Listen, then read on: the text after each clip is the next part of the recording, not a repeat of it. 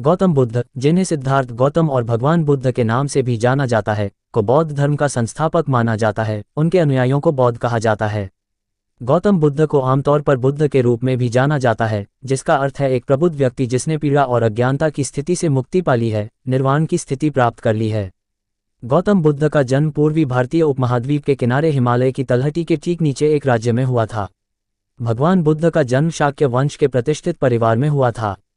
उनके पिता शाक्य वंश के मुखिया थे और उनकी मां एक कोलियान राजकुमारी थीं। गौतम बुद्ध का प्रारंभिक जीवन। गौतम बुद्ध का जन्म 623 BC में दक्षिणी नेपाल में स्थित लुम्बिनी प्रांत में हुआ था। उनका जन्म हिमालय की तलहटी में रहने वाले शाक्य वंश के एक कुलीन परिवार में हुआ था। शाक्य वंश के मुखिया शुद्धोधन उनके पिता थे, जबकि उनकी माता माया एक कोलियान राजकुमारी थीं। ऐसा कहा जाता है कि दरबारी ज्योतिषियों ने भविष्यवाणी की थी कि वह एक महान ऋषि या बुद्ध बनेंगे। बुद्ध के पिता ने उन्हें बाहरी दुनिया और मानवीय पीड़ा से बचाया और बुद्ध हर उस विलासिता के साथ बड़े हुए जो वह चाहते थे। 29 वर्षों तक आश्रययुक्त और विलासितापूर्ण जीवन जीने के बाद बुद्ध को वास्तविक दुनिया की झलक मिली। कपिलवस्तु की सड़कों पर बुद्ध को एक बूढ़ा आदमी, एक बीमार आदमी और एक शव मिला। उनके सारथी ने उन्हें समझाया कि सभी प्राणी बुढ़ापे, बीमारी और मृत्यु के अधीन हैं। ये सुनने के बाद बुद्ध को आराम नहीं मिला।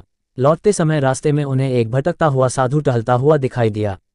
उन्होंने समझ लिया कि वह एक तपस्वी बनकर इन सभी कष्टों को दूर कर सकते हैं और फिर उन्होंने कष्टों की समस्याओं के उत्तर की तलाश में अपना राज्य छोड़ने का फैसला किया। बुद्ध का ज्ञान प्राप्ति का मार्ग। पीड़ा की समस्याओं के उत्तर की तलाश में बुद्ध ने अपनी पत्नी को बिना जगाए चुपचाप विदा किया और एक तपस्वी का साधारण वस्त्र पहनकर जंगल की ओर प्रस्थान कर गए। उन्होंने 2 शिक्षकों के साथ काम किया, अलारा कलामा और उद्रका रामपुत्र। अलारा कलामा से उन्होंने सीखा कि अपने दिमाग को शून्यता के क्षेत्र में प्रवेश करने के लिए कैसे प्रशिक्षित किया जाए। उद्रका रामपुत्र ने उन्हें सिखाया कि मन के एकाग्रता क्षेत्र में कैसे प्रवेश किया जाए, जो न तो चेतना है और न ही बेहोशी।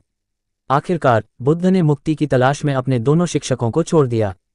6 वर्षों तक बुद्ध ने अपने 5 अन्य साथियों के साथ चावल के एक दाने खाकर और शरीर के विरुद्ध मन का विरोध करते हुए तपस्या की। बुद्ध द्वारा तपस्या त्यागने का निर्णय लेने के बाद उनके 5 साथियों ने उन्हें छोड़ दिया। एक गांव में बुद्ध को सुजाता नाम की एक महिला ने दूध की एक डिस्क और शहद के कई बर्तन भेंट किए थे। इसके बाद वह नैरंजना नदी में स्नान करने गए और फिर बोधि वृक्ष के नीचे बैठ गए, जहां उन्होंने ध्यान लगाया। 7 दिनों के बाद वह मानवीय पीड़ा की जंजीरों से मुक्त हो गए और प्रबुद्ध व्यक्ति बुद्ध बन गए। संघ का गठन। ज्ञान प्राप्ति के बाद बुद्ध अपनी प्राप्ति के बारे में लोगों से बात करने में झिझकते थे।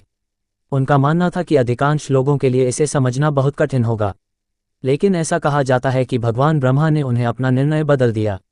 बुद्ध अपने शिक्षकों अलारा कलामा और उद्रका रामपुत्र को खोजने के लिए वापस गए, लेकिन उनकी मृत्यु हो चुकी थी। फिर वह अपने 5 साथियों को खोजने गया जो उसे छोड़ गए थे। बुद्ध ने वाराणसी के पास स्थित दियपाक सारनाथ में अपने 5 साथियों से मुलाकात की और उन्हें अपने जागरण के बारे में आश्वस्त किया। ये पहली बार था जब बुद्ध ने धर्मचक्र चलाया। 5 साथी प्रथम संघ बन गए, पुरुषों का एक समुदाय और बाद में महिलाएं भी, जिन्होंने बुद्ध की शिक्षाओं का पालन किया। उन्होंने पूर्वोत्तर भारत में छोटे समूहों में यात्रा की, धर्म की व्याख्या की और भोजन के लिए भीख मांगते हुए ध्यान का अभ्यास किया। संघ का विकास। बुद्ध 49 वर्षों तक भारत के गांवों और कस्बों में घूमते रहे और धर्म का प्रचार करते रहे। कई राजा उन्हें जानते थे और उन्होंने संघ के विश्राम स्थलों के लिए बगीचे और पार्क दान किए, जहां लोग उनके पास आते थे। बुद्ध ने संघ के लिए नियमों का एक सेट विकसित किया, जो प्रतिमोक्ष नामक विभिन्न ग्रंथों में संरक्षित है। इन ग्रंथों का पाठ हर 2 सप्ताह में संघ द्वारा किया जाता था।